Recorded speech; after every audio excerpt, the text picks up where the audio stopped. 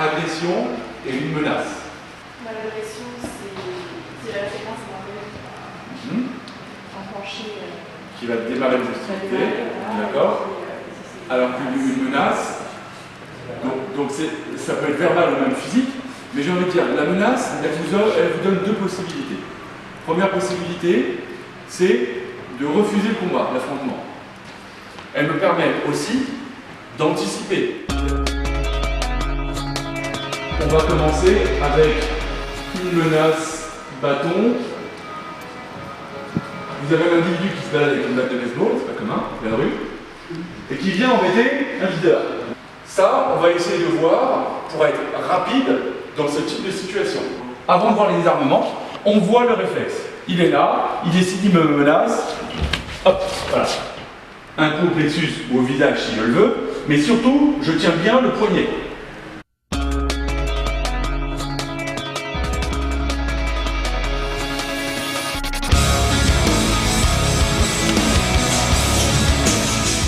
Si jamais il décide de me taper comme ça, c'est qu'il estime qu'il va taper quelqu'un derrière moi. Continue. Voilà. C'est-à-dire que le coup, il va taper derrière moi. Ça, c'est la technique académique. Dans la réalité, voilà ce qui va se passer. Vas-y. Je fais les coups. Spontanément, voilà. C'est ça. Comment est-ce que tu veux me taper? Voilà. Donc on voit spontanément, c'est un angle de 45 degrés du haut vers le bas. Vous voyez la différence?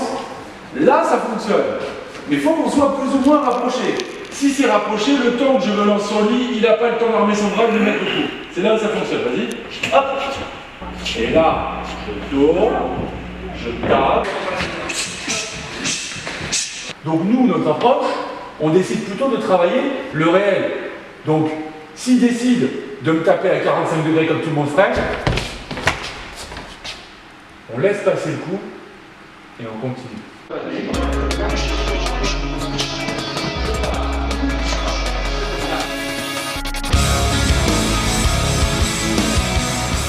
Il ne fait pas attention à l'arme, c'est le danger. On utilise la vitesse. Je pars du principe que dès que je le vois lever le bras, ou je vais sur lui, ou tout simplement, je rentre sur lui en mettant mon épaule. Hop, je décide de rentrer, je bloque. Là, je suis sauf. Si je risque un coup, je ne risque pas grand-chose. Et là, je peux percuter. Donc, dans ce genre d'agression, plus je suis proche de l'agresseur, plus je suis en sécurité.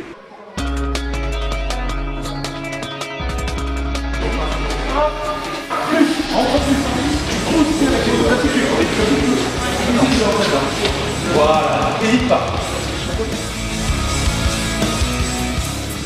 L'un des agresseurs sort un couteau. Le second dissimule son visage à l'aide d'un foulard. Encore une fois, je le répète, le danger, c'est l'arme. Donc, pour me sauver de ce genre de situation, une menace avec le couteau qui est près du corps, qu'est-ce que je vais faire? Je vais essayer de plaquer le couteau sur lui.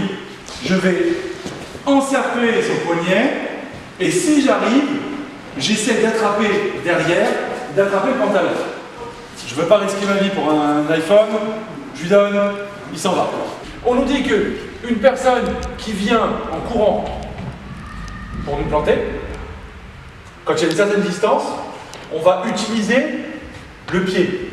Dans la réalité, vous allez voir que face à un couteau, regardez ce qui se passe. Vous avez vu? Le réflexe de la veste blanche, ça a été de couper. Hop, voilà, là j'ai perdu ma jambe. Et là je suis à sa merci. Self-défense, le Krav Maga c'est du self-défense. On doit se baser sur la réalité. Et ça c'est la réalité.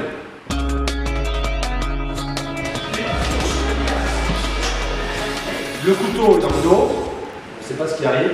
On met des placements pour pouvoir mettre un peu de force, d'accord?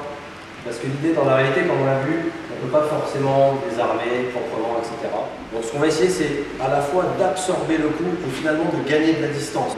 Par un coup de percussion. S'il se décale, déjà, il est hors champ. Là, le coup, il passe à côté. S'il le peut, il va chercher, en percutant, à avancer sur moi, comme ce qu'on a fait un peu tout à l'heure. Là, il a percuté, hop, et il m'a poussé. Ok? Donc, si on ne peut pas, on se décale uniquement. Voilà. Si on peut, il me rentre dedans. Voilà. Vous avez vu la différence? Une personne qui a une arme à feu serait stupide de se comporter comme une personne qui a un couteau. Pourquoi? Quand on a un couteau, pour blesser la victime, on est obligé d'avoir un contact. Ça, effectivement, on a une parade pour ça, qui peut être plus ou moins efficace. Donc on a les bras le long du corps, il faut aller très vite. Mais dans la réalité, une personne qui a une arme, là, je suis tout aussi menaçant que si j'étais là, c'est pareil. Quand on travaille sur les défenses armes à feu, il faut bien se dire que c'est dans un contexte de salle de sport. Voilà. Là, je peux le laisser travailler un minimum. Là, il ne travaille pas. Mais une personne qui a l'habitude d'utiliser une arme à feu, c'est ça. Pourquoi? Parce que si Kevin décide de venir me désarmer, il reste toujours en ligne de mire. Ça, c'est lui donner la possibilité. Voilà. Là, il est à distance. Le fait d'avancer, je suis dans la ligne de mire. Hop. Étape 1, je me décale de la ligne de mire. Étape 2, je saisis le poignet et je tire. Étape 3, je saisis le visage. Étape 4, je le fais tomber. Et étape 5, je le prends. Je prends l'arme. Ok?